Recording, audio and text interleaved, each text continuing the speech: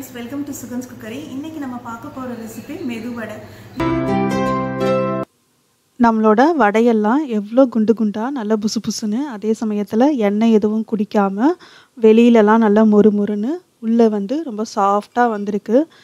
நம்ம கிரைண்டரில் அரைச்சா எப்படி இருக்குமோ அதே மாதிரி இருக்குது. நான் இப்போ ஓப்பன் பண்ணி காட்டுறேன் பாருங்கள்.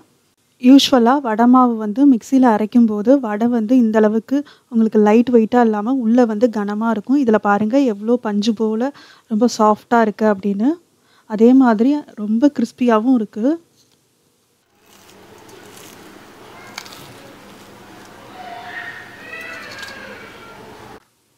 இப்போது மெதுவடை செய்கிறதுக்கு 1 கப்பு வெள்ளை உளுந்தை நல்லா அலசிட்டு 2 மணி நேரம் போல் ஊற வச்சு எடுத்து வச்சுருக்கிறேன். இதை வந்து தண்ணி இல்லாமல் வடிகட்டி எடுத்து வச்சுக்கலாம். இப்போ ஒரு மிக்ஸி ஜாரில் 2 பச்சை மிளகாய் சேர்த்துட்டு அதை நல்லா பல்ஸ் மோடில் ஒரு 2-3 முறை விட்டிங்கன்னா நல்லா திரியாக இந்த மாதிரி ஆகிடும். இந்த பச்சை மிளகாவை அரைக்கிறது வந்து ஆப்ஷனல் தான். நான் வந்து குழந்தைங்க வந்து வடை சாப்பிட போகிறாங்க அப்படிங்கிறதுனால நான் பச்சை மிளகாவை அரைச்சி சேர்க்குறேன். உங்களுக்கு வேணும்னா நீங்கள் டைரெக்டாக கட் பண்ணி கூட சேர்த்துக்கலாம். இப்போது நம்ம வடித்து வச்சுருந்தோம் இல்லையா உளுந்து, அதை வந்து 2 பேட்சாக யூஸ் பண்ணிக்கலாம். ஸோ பாதி உளுந்தை நான் இப்போ போட்டு அரைக்க போகிறேன்.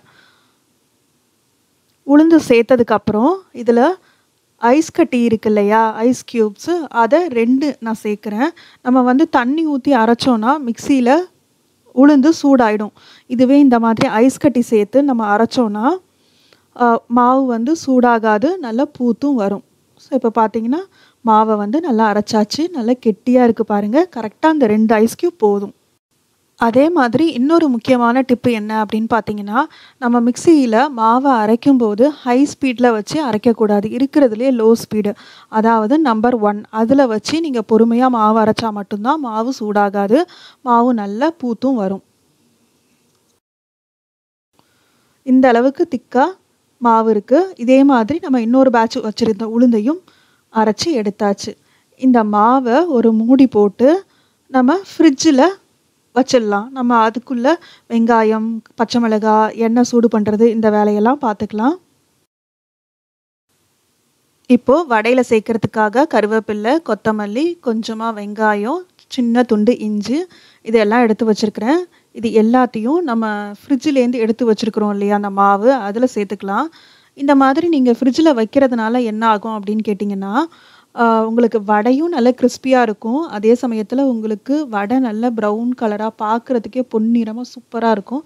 அதுக்காக தான் நம்ம வந்து ஃப்ரிட்ஜில் வைக்கிறோம். இது வந்து ஆப்ஷனல் தான். உங்களுக்கு டைம் இருந்ததுன்னா வைங்க. ஒரு 10-20 நிமிஷம் வச்சா போதும், ரொம்ப நேரம் வைக்கணும்னு அவசியம் இல்லை. இப்போது இந்த வடைக்கு தேவையான உப்பு சேர்த்துட்டு இது எல்லாத்தையும் நல்லா மிக்ஸ் பண்ணிக்கலாம்.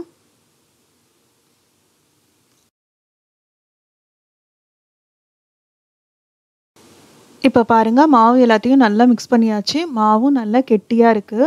சப்போஸ் உங்களுக்கு மாவு வந்து கொஞ்சம் தண்ணியாக இருக்கிற மாதிரி இருக்குது, வடை தட்டுறதுக்கு வரலை அப்படின்னு நினச்சிங்கன்னா 1 ஸ்பூன் இல்லைனா 2 ஸ்பூன் உங்களுக்கு தேவைக்கேற்ப அரிசி மாவு சேர்த்திங்கன்னா உங்களோட மாவு வந்து நல்லா கெட்டியாகிடும்.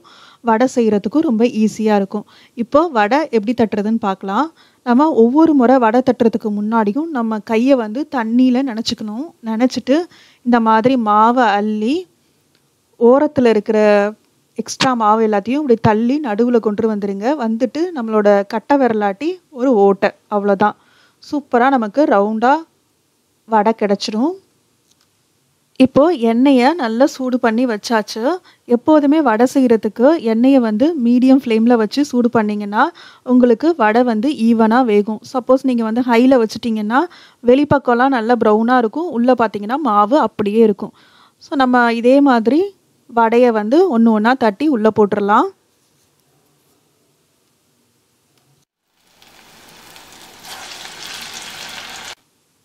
இப்போ நம்மளோட வடைகள் எல்லாத்தையும் எண்ணெயில் சேர்த்தாச்சு. இதை வந்து அப்பப்போ தேவைப்படும் போது ஒரு வடை கம்பி வச்சு திருப்பி விடுங்க. அப்போ தான் உங்களுக்கு 2 பக்கமும் ஒரே கலராக நல்லா ஈவனாக வெந்திருக்கும்.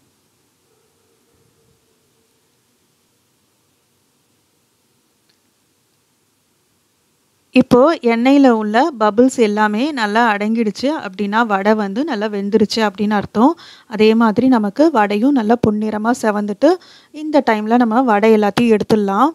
ஸோ இப்போ பாருங்கள் வடைலாம் எப்படி நல்லா புசு புசுன்னு நல்லா குண்டாக அதே மாதிரி நல்ல கிறிஸ்பியாக எண்ணெய் எதுவுமே குடிக்காமல் ரொம்ப சூப்பராக வந்திருக்கு. இந்த வீடியோவில் சொன்ன டிப்ஸ் எல்லாத்தையும் ஃபாலோ பண்ணி நீங்கள் மிக்சியில் மாவு அரைச்சி வடை செய்யும்போது கண்டிப்பாக வந்து மிக்சியில் அரைச்சதுக்கும் கிரைண்டரில் அரைச்சதுக்கும் வித்தியாசமே தெரியாதுங்க. அந்த அளவுக்கு உங்களுக்கு நல்ல கிறிஸ்பியாக ரொம்ப சாஃப்டாக அதே சமயத்தில் எண்ணெய் எதுவும் குடிக்காமல் ரொம்ப நல்ல வடை கிடைக்கும். இதே மாதிரி நீங்களும் செஞ்சு பாருங்கள். இந்த வீடியோ பிடிச்சிருந்ததுன்னா வீடியோ லைக் பண்ணுங்கள். மறக்காமல் நம்ம சுகன்ஸ் குக்கரி சேனலை சப்ஸ்கிரைப் பண்ணி வச்சுக்கோங்க. தேங்க்ஸ் ஃபார் வாட்சிங்.